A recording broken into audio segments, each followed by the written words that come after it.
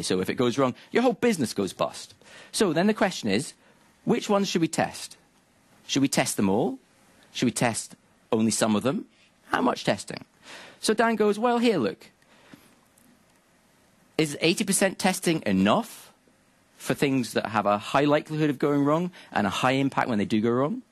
As in 80% coverage is his posit here. And is 80% too much for things that are low impact and low risk? What do you think?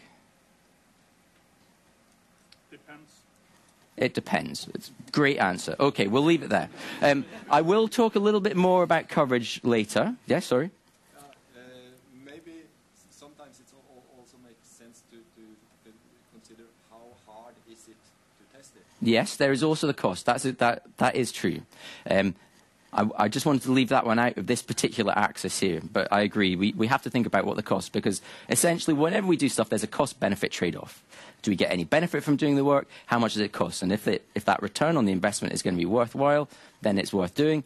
If it's absolutely not going to be worthwhile, then don't do it. And there's a very large grey area in the middle where we actually don't know how much it's going to cost, and we don't know how much benefit it's going to return. And that's where the subtleties exist. But the point here is that we shouldn't just blindly say that every line of code we write requires the same diligence when it comes to automated testing. Because different areas of it have different risk profiles, and they have different impacts when they go wrong, and they also have different costs to doing that automated testing. So I had the discussion with Dan, and when you're having any sort of discussion with a thought leader, it's always best to go and throw another thought leader at them. So I went off to the C2 Wiki, which is where the XP community